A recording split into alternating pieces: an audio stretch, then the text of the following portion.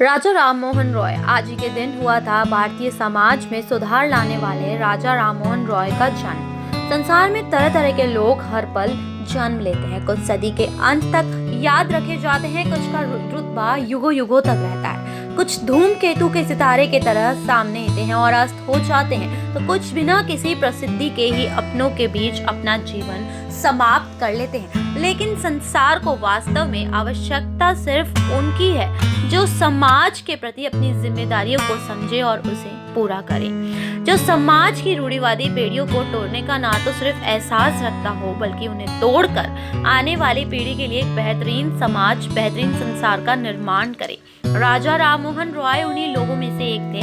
22 मई 1772 को जन्मे राजा राम मोहन रॉय का योगदान भारतीय इतिहास में कितना खास है, शायद उसका मापना असंभव हो, क्योंकि अंग्रेजों से आज़ादी तो हर हिंदुस्तानी चाहता था, लेकिन विचारों में आज़ादी का हर दौर में विरोध किया जाता है। राजा राम मोहन रॉय को हम भारतीय पुनर्जागरण के अग्रदूत और समाज सुधारक के रूप में जानते हैं। सती प्रथा व बाल विवाह समेत पारंपरिक हिंदू धर्म और संस्कृति की अनेक रूढ़ियों के उन्मूलन, महिलाओं के उत्थान और पारिवारिक संपत्ति व विरासत में अधिकार के लिए उन्होंने संभव प्रयत्न किए।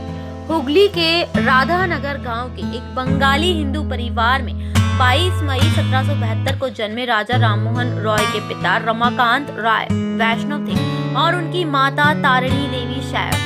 वेदांत दर्शन की शिक्षाओं व सिद्धांतों से प्रभावित राम मोहन के मन में एक समय साधु बनने की प्रबल इच्छा हुई, तो वह मां के प्रेम के कारण ही उस दिशा में प्रवृत्त नहीं हो पाए। उनके पिता रमाकांत बंगाल के तत्कालीन नवाब सिराजुद्दौला के राजकाज चलाने वाले अधिकारियों में से एक थे। वे चाहते थे कि राम मोहन की सुचारू व सर्वोत्कृष्ट शिक्षा दीक्षा के रास्ते में कोई बाधा न आए।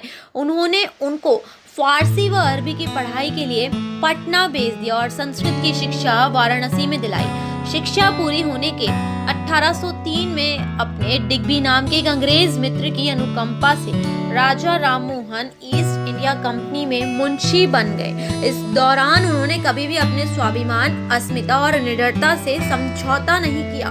उन्होंने 1815 में कोलकाता में आत्मीय सभा और 1828 में द्वारिकानाथ टैगोर के साथ मिलकर ब्रह्म समाज की स्थापना की। वर्ष 1829 में उन्होंने अंग्रेजी, बांग्ला और पर्शियन के साथ हिंदी में भी बंगदूत नामक पत्र का प्रकाशन किया। इसी बीच उन्होंने अपनी भाभी के सती होने का जो भयावह वाक्य देखा था, उससे विचलित होकर 1818 में इस क्रूर प्रथा के विरुद्ध न सिर्फ जागरूकता व संघर्ष की मशाल जलाई, बल्कि उसे तब तक बुझने नहीं दिया तब तक गवर्नर जनरल लॉर्ड विलियम बैटिक में सती होने या सती करने को अवैध नहीं घोषित कर दिया।